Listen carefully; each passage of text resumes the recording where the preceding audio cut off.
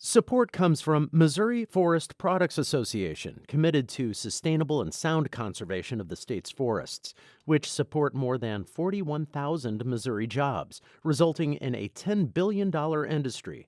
ChooseWood.com. From the St. Louis Public Radio Newsroom, this is The Gateway. It's Monday, March 15th. I'm Wayne Pratt. More Missouri residents are eligible for the COVID-19 vaccine starting today. They include government workers, agricultural employees, and teachers. St. Louis Public Schools says starting today, more than 2,000 staff and other educators will start receiving the one-dose Johnson & Johnson shot at a temporary clinic at Vashon High School. It's an effort involving the school district, the National Guard, and the Urban League of Greater St. Louis. As St. Louis city schools start vaccinating staff, more students in the region are returning to classrooms. Riverview Gardens is welcoming upper elementary and middle school students back today.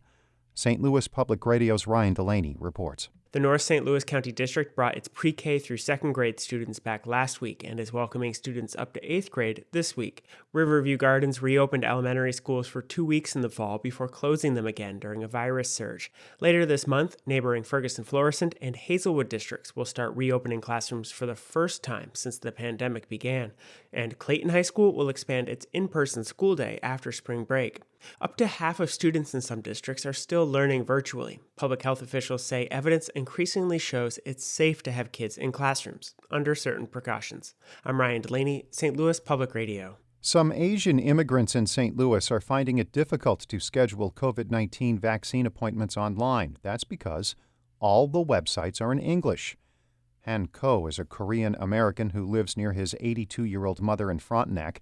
Ko says his mother is not fluent in English and needed his family's help to register for the vaccine, which she got after 4 weeks of trying. He worries other Asian immigrants may find it difficult to schedule a vaccination appointment. Every hospital and every governmental agency have their own pre-registration. There's multiple layers. And without language ability, it's almost impossible for them to do it themselves. The Asian American Chamber of Commerce of St. Louis is translating vaccine information into Korean, Chinese, and other Asian languages. Illinois Governor J.B. Pritzker says all adults in the state may become eligible for the vaccine even before that May 1st deadline set by President Joe Biden. Hannah Meisel has more. Over the weekend, Illinois surpassed 4 million vaccine doses administered since mid-December. More than 11% of Illinois' population has been fully vaccinated, though Governor Pritzker admits the state has a long way to go before herd immunity. But the governor says Illinois could beat President Biden's May 1st deadline for making all adults in Illinois eligible for a COVID shot.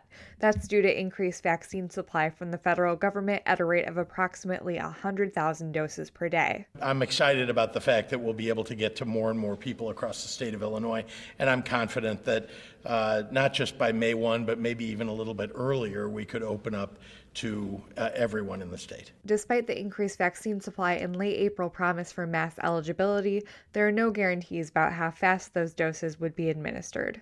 I'm Hannah Meisel. Metro Transit is introducing new safety measures today to protect riders and operators. Metro will spray light cars, buses, and call-a-ride vans with an alcohol-free chemical that creates a protective barrier lasting for 30 days.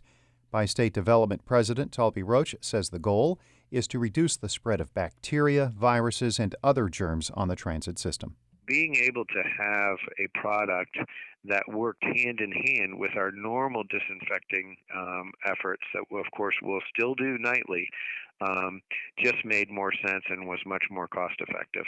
And so the fogging agents really seem to work well. Metro Transit has already established several safety measures, including masks and those routine nightly cleanings. Roach says they are also working to get more transit employees vaccinated.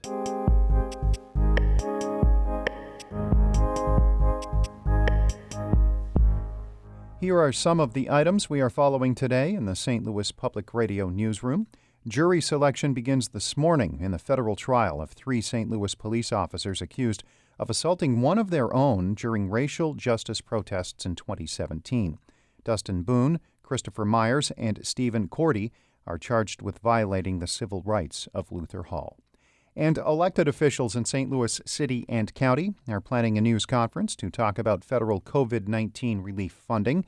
The city is expected to receive around $500 million.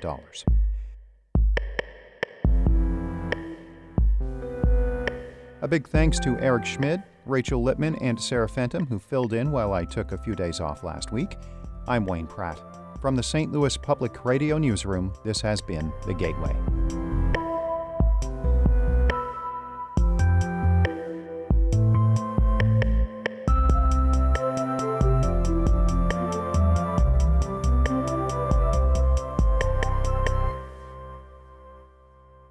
Support comes from Missouri Forest Products Association, committed to sustainable and sound conservation of the state's forests, which support more than 41,000 Missouri jobs, resulting in a $10 billion industry. ChooseWood.com.